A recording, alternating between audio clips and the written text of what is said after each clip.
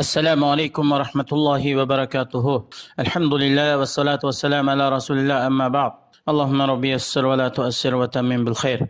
Hürmetlik ustazlar, qarindoshlar, bugungi tafsir darsimiz Baqara surasi 113-oyatdan 120-oyatgacha. A'udhu billahi mineşşeytanirracim. بسم الله الرحمن الرحيم وقالت اليهود ليست النصارى على شيء وقالت النصارى ليست اليهود على شيء وهم يتلون الكتاب كذلك قال الذين لا يعلمون مثل قولهم فالله يحكم بينهم يوم القيامة فيما كانوا فيه يختلفون. آياتنا قısqacha tarjimasi Yahudilar deydi, bu Nasaralar, yani Hristiyanlar to'g'ri bo'lgan haq dinning ustiga emas. Hristiyanlar deydi, bu Yahudilar to'g'ri dinning ustiga emas deydi. Ularning hammasi o'zlarining payg'ambarlariga nozil bo'lgan kitobni o'qiydi.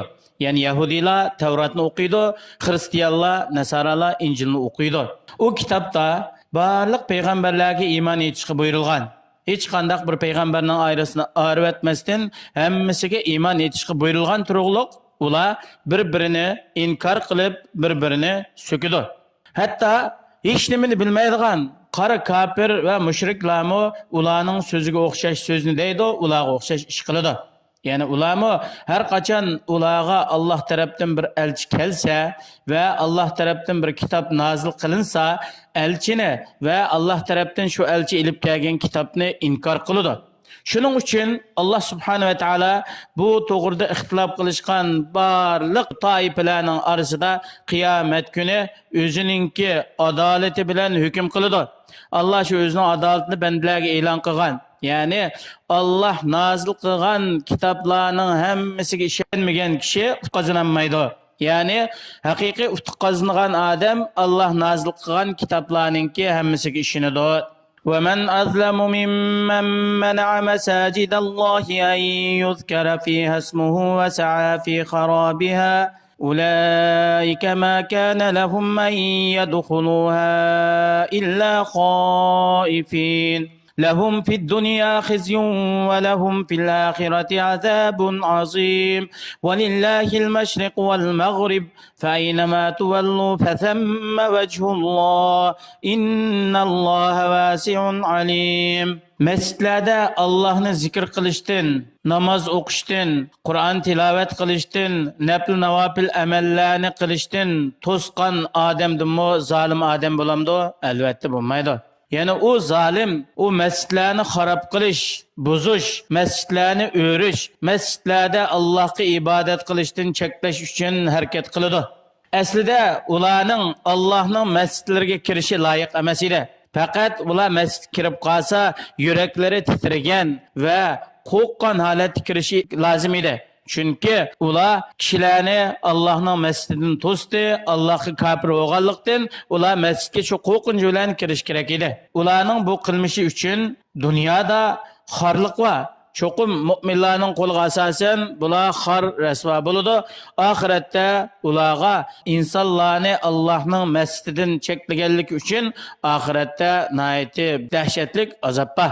Ya'ni bu qaysi millatdan bo'lishidan qat'iy nazar Allohning masjididan kishilarni ibodat qilishdan to'saydi ekan, Allohning masjidini xarob qiladi ekan, örüp veyran kılıd iken çokum dünya ahirette tegişlik cezasını tatıdı. Meyli bu Xitay kafirleri olsun ya ki dünyanın başka yerdeki her kandak kitap düşürülgen ya ki başka kitapka işenmeydiğen kara kafir oluştuğun qat'i nazar çokum Allah'ın vaadisi hak. Ular Allah'ın mescidlerini veyran qilganlik, Allah'ın bendilerini o mescidlerde zikir qilish, imandan çekligenlikten çokum ilgiri yakin bunun cezasını tatıdı. Kıyamette cezaga tatılışta hiç kandak bir şek yok. Ama dünyada mı çokum bunun cezasını çekiyor.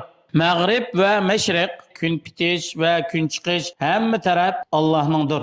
Allah özünün bendilerini xalığanğı buyuruyordu. Sizler qayinga yüzlenseniz ziminde Allah'ın tarafiga yüzlensizler. Allah sizlarni Beytullah'a buyursun, ya ki Beytul Maqdis'e buyursun, kıblege yüzlenişte, ya ki Kabe'ye buyursun, ya ki sizler kıblege yüzlenişte hata ketip kılanlar, yoki qorong'u zulmat qiblani bilolmaydigan qiyinchilik ahvolda qilinglar, sizlarga qiyinchilik yo'q. Chunki taraflarning hammasi Alloh taolo uchundir. Allohningki rahmati hamma xalqni o'z ichiga oladi. Allohning rahmatidan bandalarga diniy ishlarni osonlashtirib berishdir. Allah subhanahu wa ta'ala ularning niyatlarini va qilayotgan ish harakatlarini bilib turguchidir. وقالوا اتخذ الله ولدا سبحانه بل له ما في السماوات والأرض كل له قانتون بديع السماوات والأرض وإذا قضى أمرا فإنما يقول له كن فيكون. Yahudilar, Nasaralar, mushriklar Allohning bolasi va Allohning ayoli va deydi. Alloh subhanahu va taolo bularning bu bo'hton so'zidan muqaddasdir, pokdir. Alloh o'zining xalqidan behojatdir. Haqiqatan farzand va oila deganni uningga ehtiyojli bo'lgan odam o'ziga hamroh qiladi. Balki osmon, zamindagi hamma narsaning ig'dorchiligi Alloh uchundir. U osmon, zamin butun koinotdagi hamma narsa xaloyiqlar Allohning qulidir. Allohga bo'ysunguchidir. Alloh subhanahu va taolo ularning orasida qanday xolisa shunday tasarruf qiladi. Allah subhanahu wa ta'ala osmon, zamin va osmon, zaminning orasidagi hamma narsani hech qanday ulga namunasiz paydo qilguchidir. Allah subhanahu wa ta'ala bir ishni o'rindashni maqsad qilsa, bir ishni taqdir qilsa, bo'l deydi, u darhol bo'ladi. Alloh iroda qilgan bo'yicha. Allohning buyrug'ini, Allohning hukmlarini rad qilguchi bo'lmaydi. وقال الذين لا يعلمون لولا يكلمنا الله أو تأتينا آية كذلك قال الذين من قبلهم مثل قولهم تشابهت قلوبهم قد بينا الآيات لقوم يوقنون إنا أرسلناك بالحق بشيرا ونذيرا ولا تسأل عن أصحاب الجحيم. Ahli kitobdan, mushriklardan bir narsani bilmaydigan döt aqlsizlari haqqi gadankeşlik qilib, haqiqatga bo'ysunmay turib shunday deydi. Nima uchun Alloh subhanahu va taolo bizga bevosita so'z qilmaydi? Yoki bizga xos bo'lgan, biz ko'radigan bir hissi alomatlarni avatmaydi? Bularga o'xshash ilgirki o'zining payg'ambarlarini inkor qilgan kofir badbaxtlarmi shu so'zni degan. Ularning yashayotgan zaman davri va turayotgan o'rinlari o'xshamasimi? Ammo ularningki kufrlikda tabiati bir.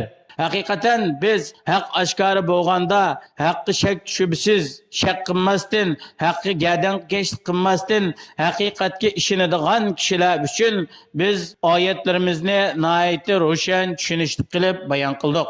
Ey payg'ambar, biz seni hech qanday shak shubi bo'lmagan haq din bilan mu'minlarga jannatdan xush xabar berish uchun, kofirlarni do'zax bilan ogohlantirish uchun avatdik. Sening ustingga faqat biz buyurgan ishni yetkazish bor. Sana iman etmagan, jahannamga kirib ketgan kofirlar to'g'risida sen buningdan savol qilinmaysan. Alloh sendan bu to'g'rida so'ramaydi. Yuqorqi oyatdan ilinadigan bir qancha foydalar bor. Birinchisi, kofirlarning hammasi bir millat. Mayli oq tanlik kofir bo'lsin, qizil tanlik yoki qora tanlik, dunyoning qanday yerda yashaydigan kofir bo'lsin, kofirning hammasi bir millat. Ularningki turi, millati, rangi, yashaydigan o'rni, hatto yashagan davr sharoiti o'xshamagan taqdirdami, ularning hammasi bir millat. Ular kufrda va Allohga ilmsiz so'zlashda asosan o'xshab ketadi. İnsanlarınki cinayeti köp boğunu kishilarni Allohning yo'lidan to'sadiganlar va yaxshi ish qiluvchilarni yaxshilikdan to'sadiganlar. Allah subhanahu va taolo o'zining xalqidan hech narsaga ehtiyojli bo'lmaydi. Shuning uchun Allah subhanahu va taoloninki ayoli, bolasi va degan bundaq to'qilma bo'htonlardan Allah pokdir, Allah muqaddasdir, Allah yuksak va ulug'dir. Allah subhanahu va taolo har birimizni haqda mustahkam turishga, oxirgi hayotimizgacha Allah rozi bo'ladigan, yaxshi ko'radigan amallarni qilishga muyassar qilsin. Assalomu alaykum va rahmatullohi va barakatuh.